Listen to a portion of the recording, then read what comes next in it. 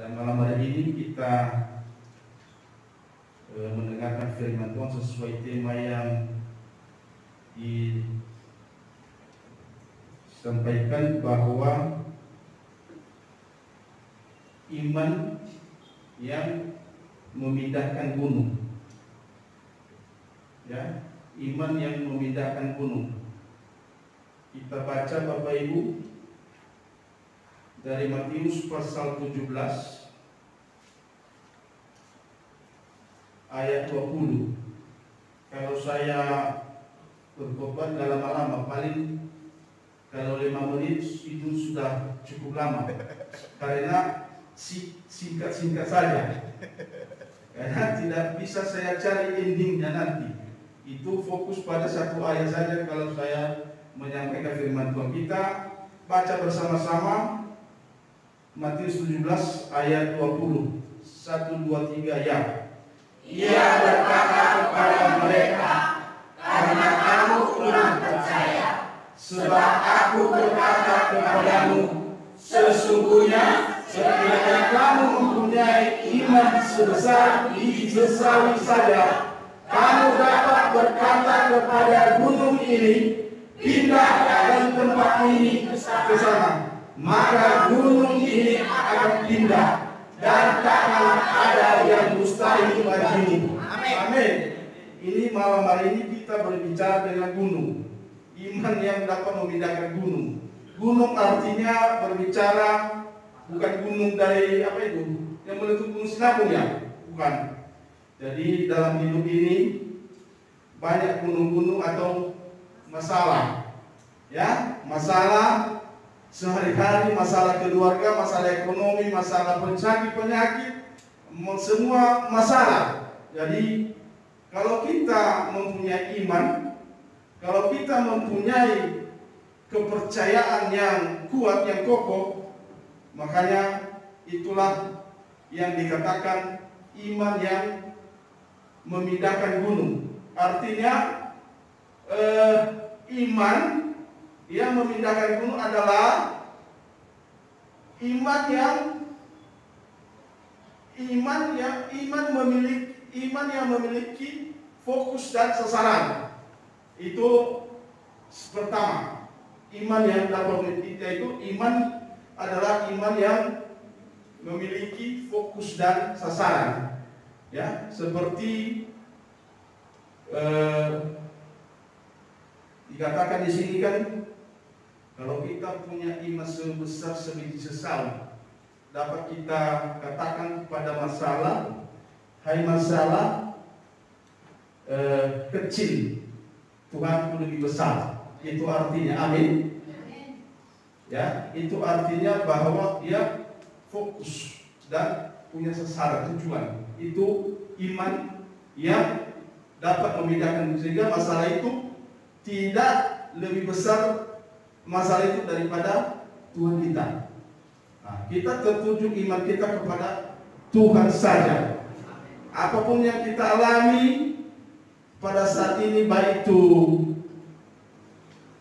masalah pekerjaan, gunung-gunung masalah banyak, saya tidak tahu. Jadi Bapak Ibu Saudara yang merasakan, tetapi saya mau katakan kepada kita, kalau dikatakan firman Tuhan, kalau iman sebesar sebiji sesawi, bisa kita katakan masalah kecil, masalah keuangan kecil, masalah sakit penyakit kecil, Tuhan kita yang lebih besar. Amin. Dan pada malam hari ini saya berikan tema ini sesuai dengan sasaran kita. Sasaran kita atau kita fokus, yaitu mengenai gereja kita. Iman Bapak Gembala kita sangat luar biasa.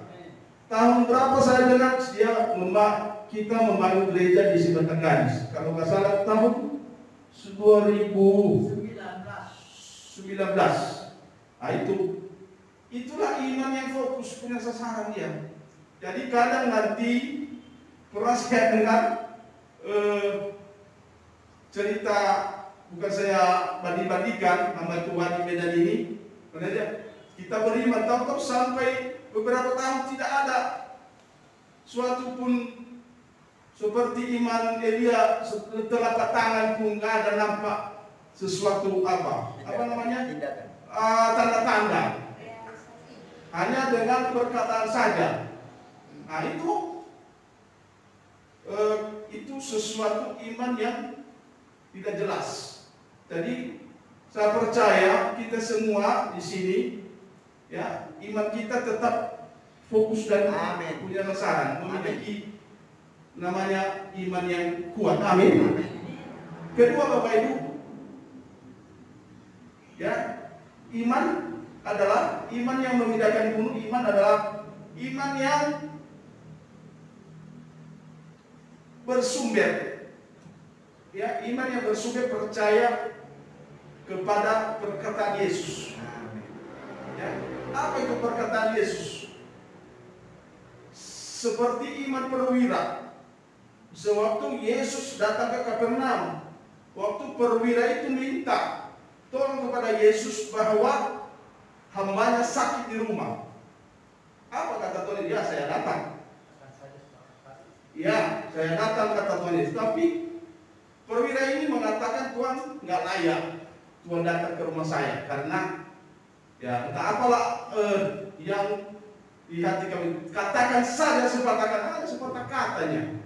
Mujizat terjadi, hamba perwira itu sembuh di rumah. Makanya Tuhan Yesus heran pada saat itu di kampung di Kapernaum pada saat itu, bahwa dibaca nanti di rumah Matius 8 ayat 13 kalau nggak salah, itu bahwa apa dikatakan, jadilah kepadamu seperti apa yang engkau imani. Saat itu hamba perwira itu di rumah sembuh.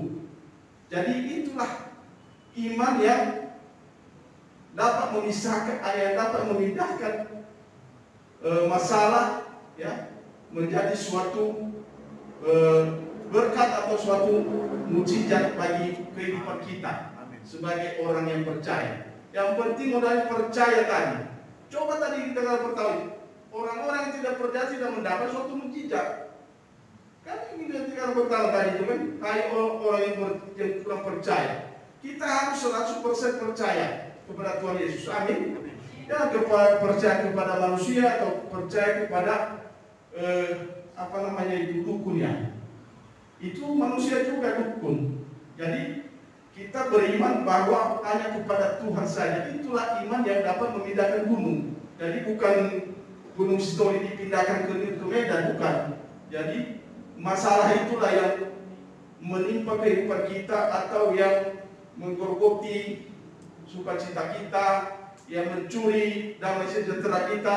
Itulah yang perlu kita pindahkan dalam kehidupan kita. Gunung-gunung bermasalah, ya, itu di tengah-tengah keluarga kita. Makanya itulah iman yang dapat memindahkan gunung, ya.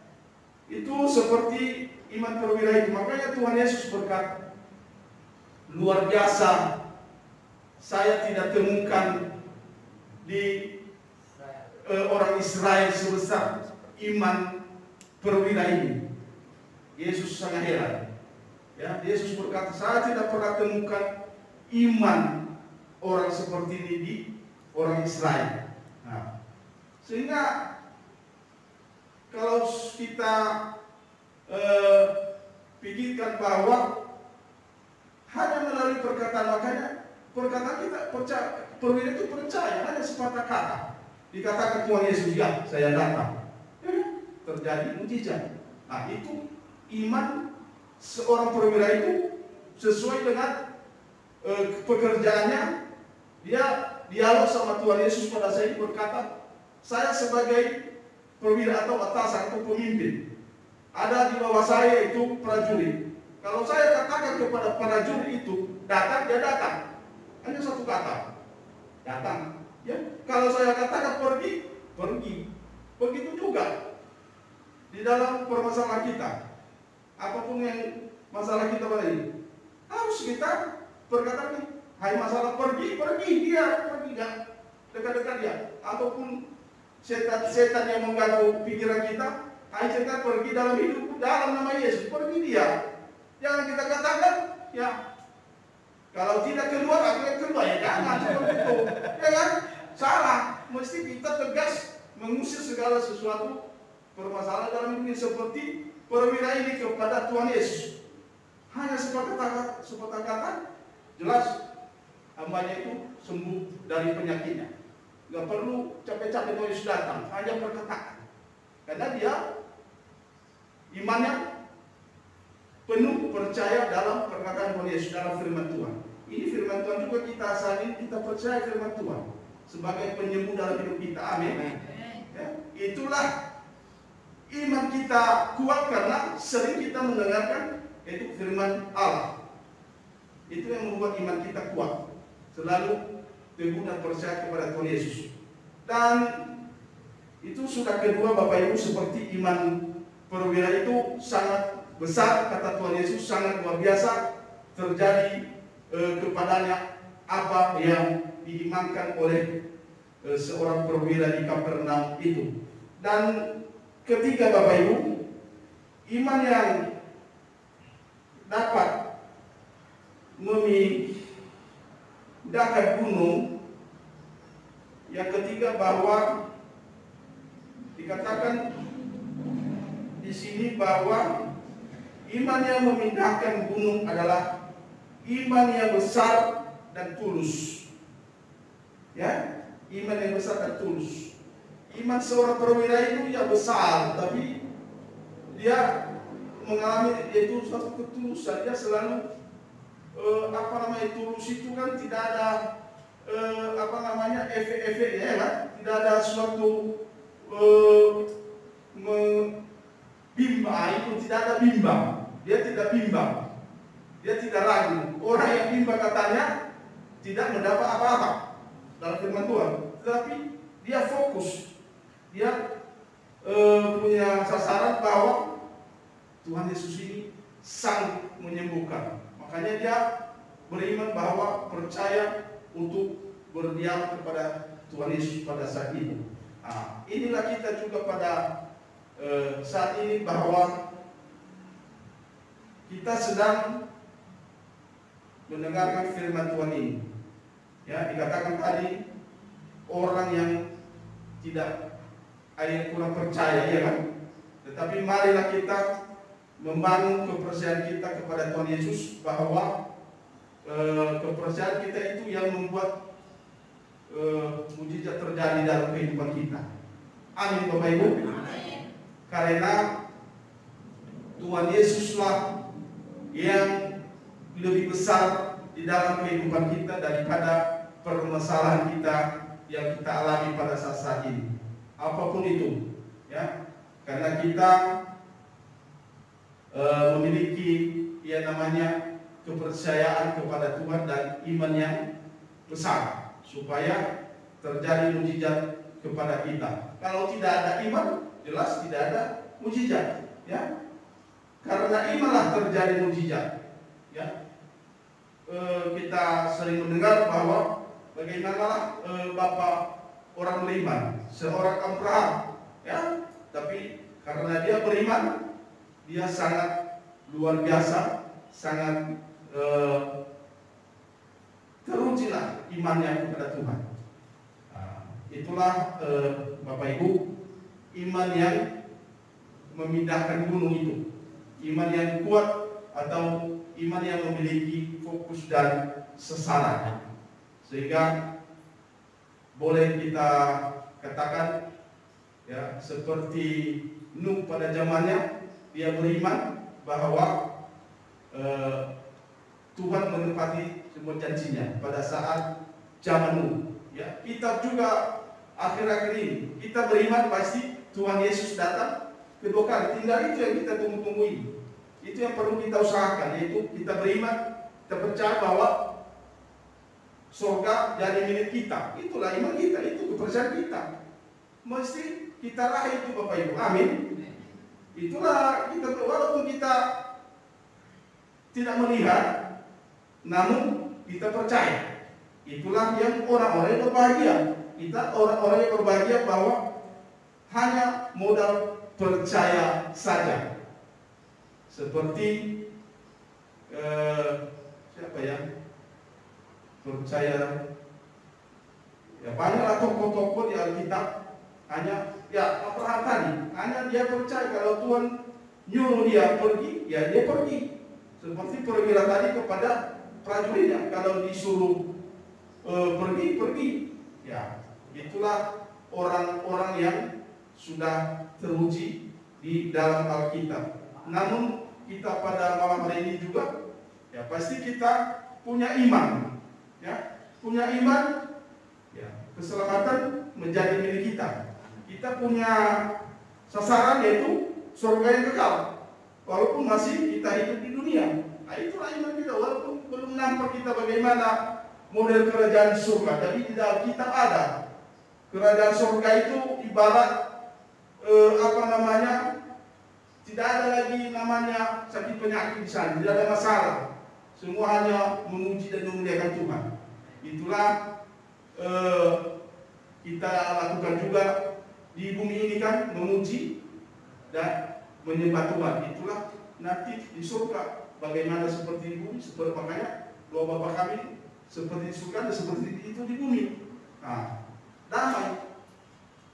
Cuma hanya di bumi inilah, ya perlu kita juga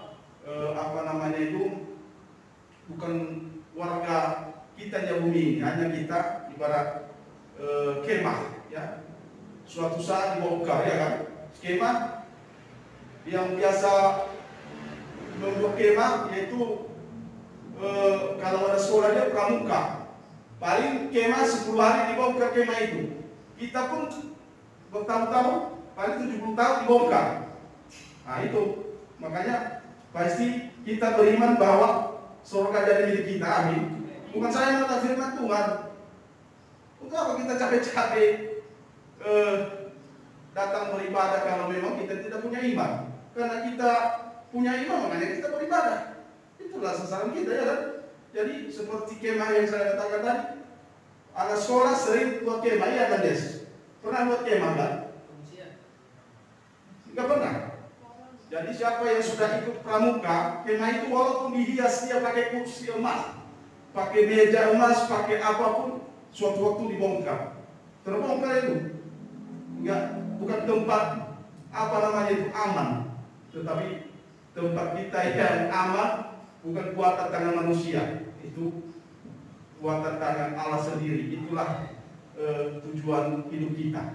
Ya, jadi Bapak Ibu Saudara pada malam hari ini yang sering juga buat kemah, yaitu tentara lagi, ya kan? Sering mereka kemana mau perang buat kemah di situ. Nah itu tidak selamanya hidup di kemah. Kita juga tidak selamanya kita hidup di dunia ini. Mesti ya punya iman kita, pasti suatu saat kita tinggalkan. Mau kemana kita? Betul tuh Pak Gabi, betul. Jadi ini semua anugerah Tuhan. Kita bisa mengikuti ibadah-ibadah kita seperti ini. Itu semua karena penyertaan Tuhan. Ya, Tuhan memberikan kesempatan kita supaya kita lebih lagi bersama-sama di bumi ini. Ya kan? Suatu saat terbongkar semua. Ibarat kemah tadi. Ya, sering gua kemah pengalaman bahwa tidak tempat yang nyaman kemah. Walaupun dihias dia, didekor segala macam, suatu saat terbongkar. Begitu juga hidup ini. Amin Bapak Ibu. Terima kasih. Mari kita berdoa.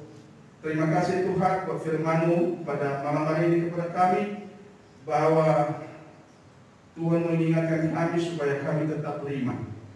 Karena iman itu yang melakukan mukjizat dalam hidup kami. Tetapi iman itu adalah dasar dari segala sesuatu yang kami harapkan dan bukti segala sesuatu yang tidak kami lihat. Itulah iman kami Bapak. Dan walaupun kami tidak melihat, namun kami percaya bahwa Yesus sanggup menolong dan memberkati hidup kami. Apapun masalah kami, dan Tuhan yang lebih besar dan Tuhan yang nomor satu dalam hidup kami. Terima kasih Bapak. Dalam nama Yesus kami bersyukur dan berdoa. Amin.